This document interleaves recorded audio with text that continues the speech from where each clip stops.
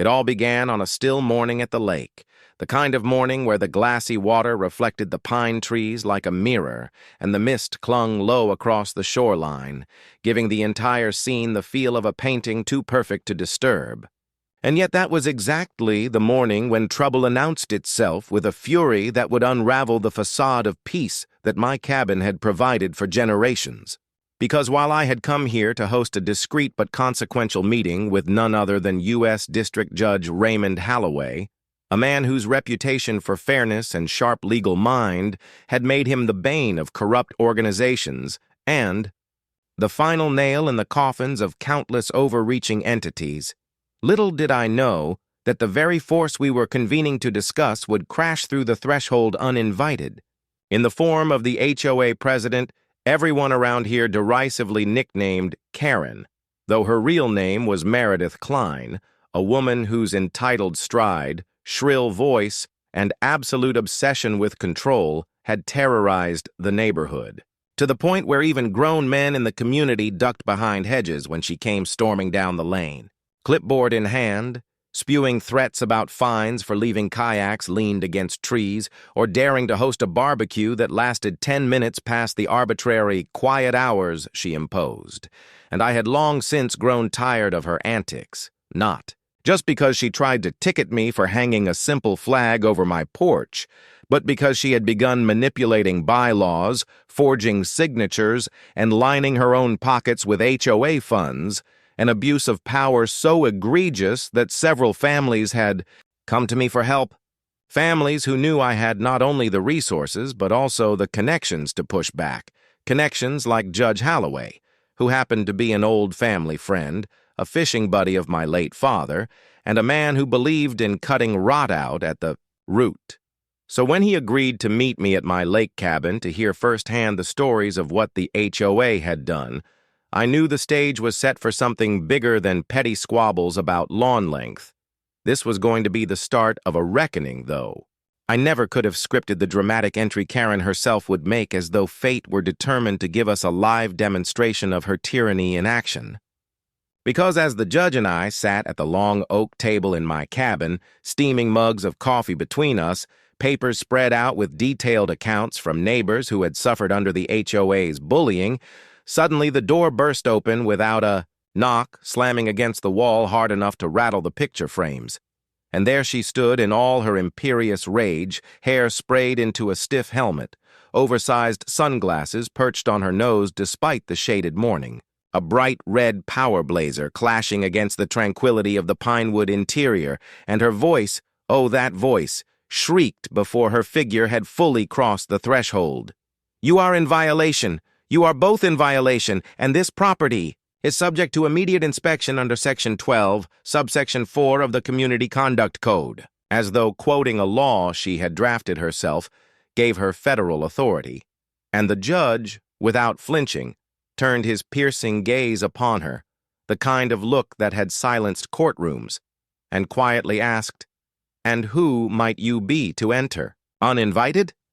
A question that landed like a gavel's crack.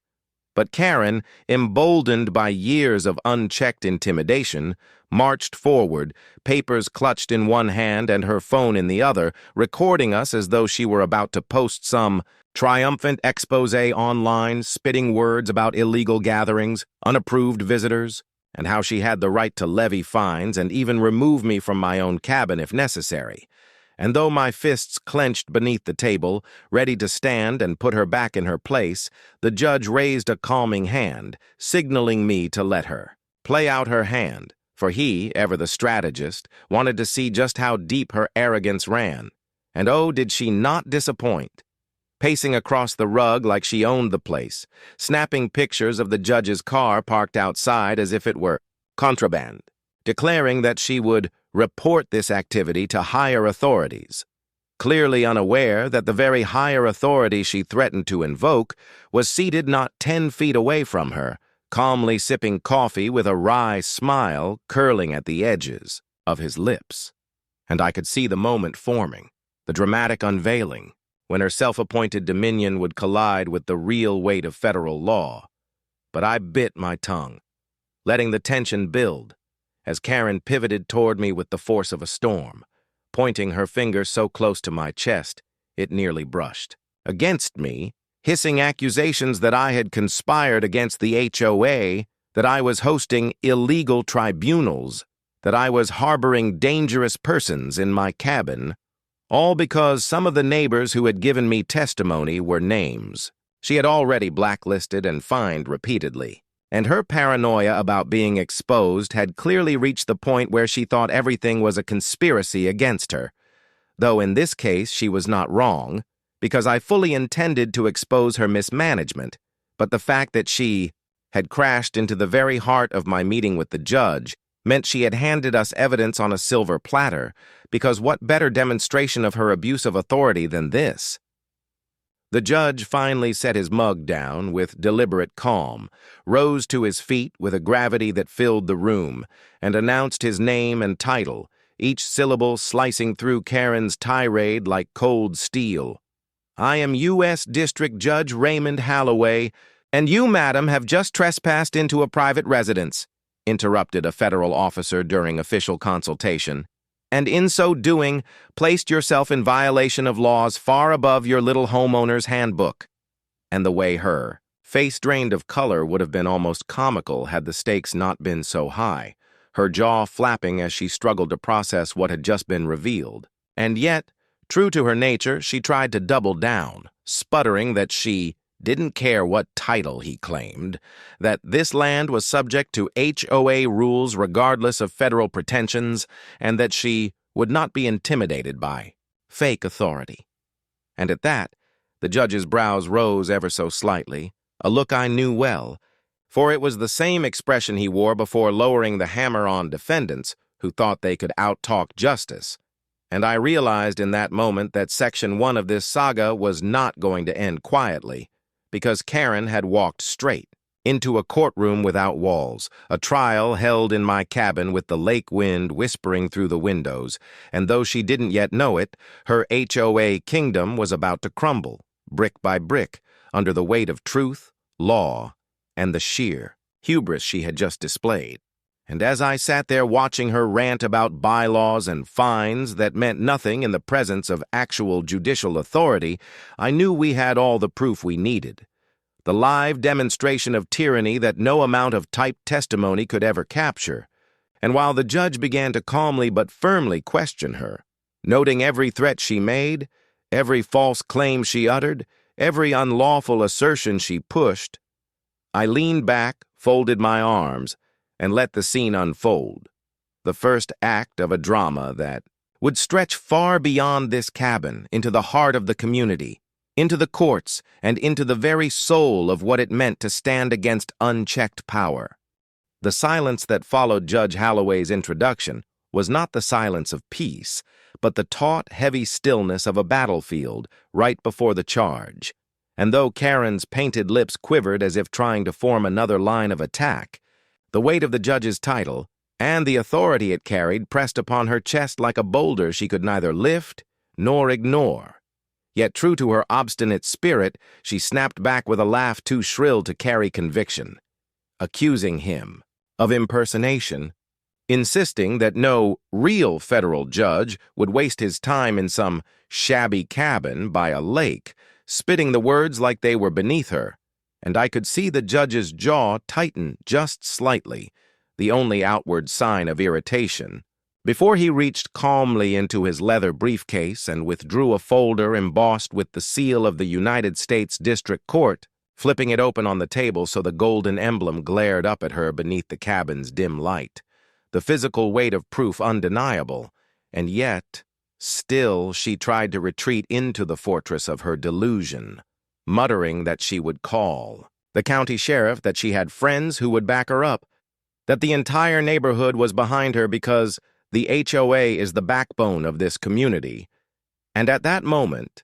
as if summoned by her hubris, the sound of tires crunching on gravel echoed from the drive outside, followed by heavy boots on the porch, and the door, still cracked from her earlier storming entry, creaked wider as two men stepped in, uniformed deputies from the county sheriff's office, their brows furrowed in confusion as they took in The scene, Karen rushing to them as though they were her personal security detail, jabbing her finger toward us and screeching accusations of illegal meetings and conspiracies. But before the deputies could even form a response, Judge Holloway stepped forward, his presence filling the small cabin, and presented his identification, explaining in clear, commanding tones that he was conducting an official consultation regarding federal investigation into HOA corruption, words that made both deputies straighten as though an invisible line of authority had yanked them upright, and I could see the flicker in their eyes as they realized the weight of the man standing before them, one of the highest-ranking legal authorities they would ever encounter in their careers, and the respect that flooded their posture contrasted so sharply with Karen's shrill desperation that the entire dynamic of the room shifted. The judge no longer just a guest in my cabin, but the axis around which the balance of power spun. And as Karen's protests rose higher, insisting that she was the true authority here, the deputies exchanged a glance, one that silently acknowledged the absurdity of her claim, and then turned their attention respectfully to the judge, asking him how they should proceed. A moment that stripped Karen of the illusion that she controlled the narrative, but in her rage, she reached into her tote bag and pulled out a thick binder, slamming it down on the table with a force that rattled the mugs, flipping open pages filled with dense text and highlighted sections, and began reading aloud clauses of HOA bylaws as if they were scripture, her voice cracking as she declared that any meeting involving multiple households must first be registered and approved, that any external officials must submit prior notice to the board, that no person may harbor complaints without going through the HOA grievance committee, each line uttered with the desperation of a drowning woman clinging to a raft. And though the judge allowed her to rant for a moment, his sharp eyes scanned the binder, and with the precision of a scalpel he began to cut her arguments apart, citing federal statutes that superseded local covenants, reminding her and everyone present that no homeowners association could override constitutional protections, that no bylaw could strip citizens of their right to petition or assemble, and that any attempt to enforce such overreach could be construed as fraud and harassment, punishable under federal law. And with every calm, unshakable word he spoke, Karen's veneer cracked further, her face blotching red, her voice rising, to a near screech as she accused him of conspiring with me, of being bribed, of being part of a wider plot to destroy her community. And it was in that moment that the judge turned to the deputies and said, "Gentlemen, I would like you to witness this," gesturing toward Karen's binder and her words, pointing out the precise evidence of abuse and intimidation that could serve as Exhibit A in what he now suggested might escalate to a federal inquiry, and the deputies, realizing the gravity of what was unfolding, began taking notes on their body cams, every shriek, every baseless accusation preserved, and as Karen saw them documenting her meltdown, she lunged toward one deputy, demanding he stop recording, clawing at his vest until he stepped back and ordered her to calm down, the authority in his voice igniting the last fragile thread of her control, for she shrieked that they too were, now conspirators, that the whole system was rigged against her. And in that unhinged tirade, the judge found exactly what he had come for: proof, raw and undeniable, of an HOA leader drunk on imagined power, a tyrant exposing herself in front of lawman and lawgiver alike. And though part of me wanted to leap up to shout, to throw her out into the lake and let her cool off in its cold depths, I held my ground, knowing that the longer she raved, the stronger our case became. For now it was not just neighbors whispering about her misdeeds, but sworn officers hearing them firsthand, recording them, and the judge himself anchoring it all in the iron weight of federal oversight. And as the tension rose to a boiling point, another sound cut through the chaos: the crunch of more cars arriving, doors slamming, voices outside. And within moments, the cabin was filled with the murmurs of neighbors, those who had given me testimonies, those who had suffered under her fines, those who had stayed silent out of fear, but now, seeing the judge and deputies in their midst, stepped forward emboldened, their voices adding to the storm, telling stories of harassing letters, of threatened foreclosures, of bank accounts drained by invented fees, and Karen spun on them like a cornered animal, screaming betrayal, calling them liars, threatening them even in front of law enforcement. And with every desperate word she spoke, the walls of her empire cracked further, the foundation of fear she had built crumbling as truth poured in like floodwater. And through it all, the judge remained calm, documenting, listening, and at last, when the din reached its peak, he raised his voice above it all, commanding silence with the practiced authority of a man who had presided over countless chaotic courtrooms, and declared that what he had witnessed here was sufficient to recommend an immediate injunction against the HOA's leadership, a phrase that landed like a thunderclap, silencing even Karen's shrieking, for the realization dawned across the room that the unthinkable was about to happen. The HOA, once untouchable, was now standing on the brink of federal collapse. And though Karen staggered, trying one last time to rally her voice, the only sound that came from her was a broken cry,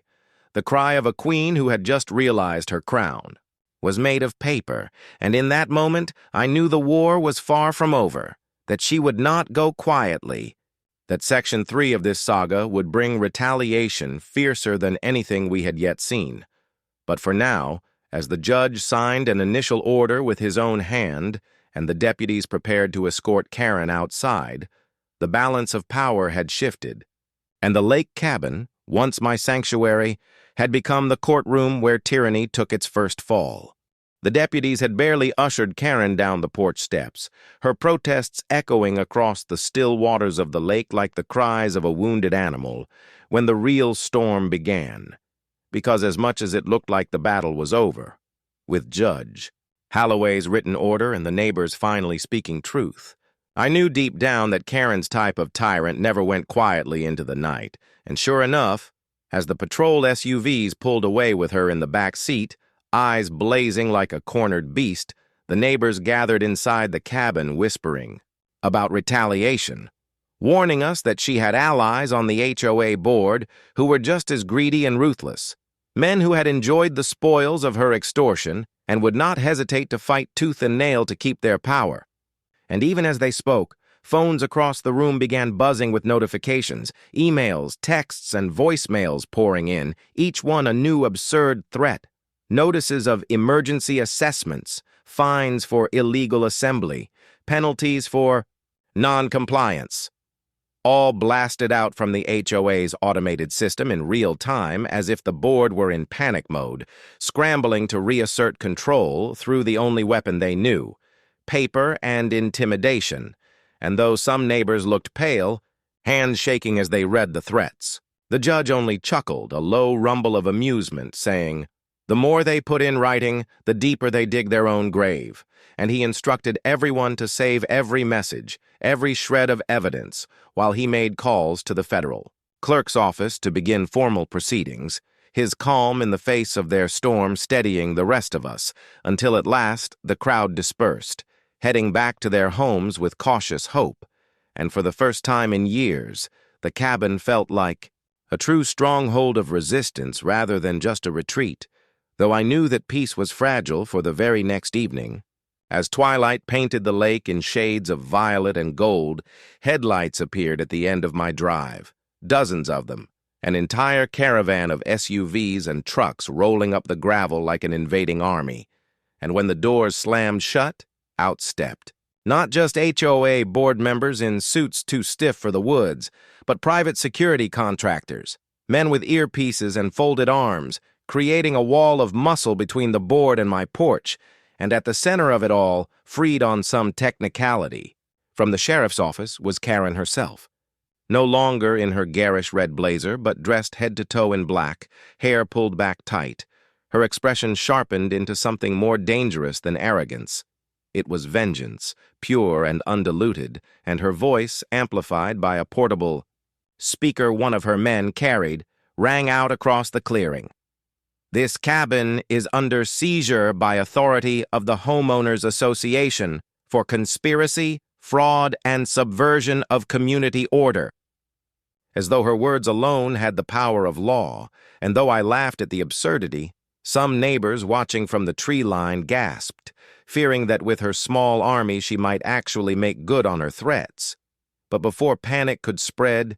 the cabin door opened again, and there was Judge Holloway, no longer the calm fisherman in flannel, but the full embodiment of judicial authority, holding in his hand an official restraining order signed and sealed, his voice carrying like thunder as he declared,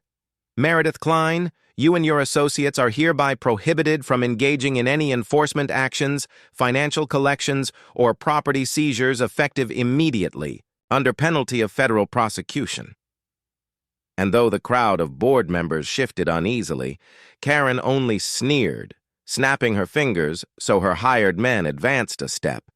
The tension between lawful authority and brute force stretched so taut that I thought it might snap into violence, and in that moment the air was charged, neighbors holding their breath in the trees, deputies arriving at the edge of the drive with sirens blaring. And yet Karen still pressed forward, her voice cracking as she screamed that none of it mattered, that the HOA is above all of you, above your courts, above your government, because we are the community and we decide what is law here.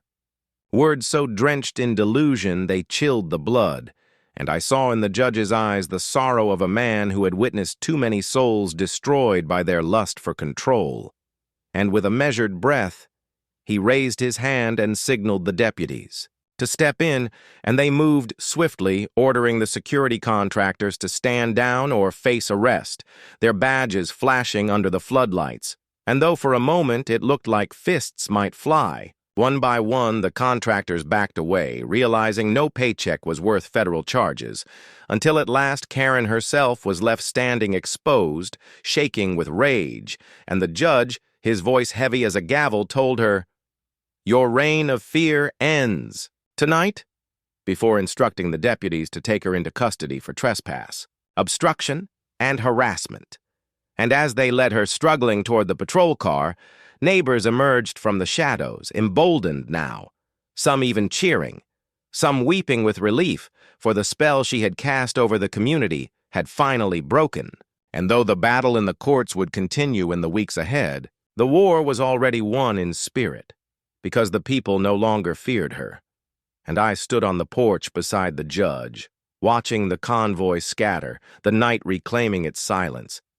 And I knew this was not just the end of Karen's empire, but the beginning of something larger, a reminder that no HOA, no petty tyrant, no self-appointed queen of property lines could ever stand against truth and justice when people found the courage to fight back. And as the patrol car carrying Karen disappeared down the road, her muffled screams fading into the night, Judge Holloway turned to me with a tired smile and said, "Well, my friend, I think our work here is only beginning." And I nodded, feeling the weight of what we had unleashed, because though we had toppled one tyrant, the system that had enabled her still needed dismantling, and tomorrow the sun would rise on a community ready to rebuild, free at last from fear, and on a lake cabin that would forever be remembered as the place where the tide finally turned.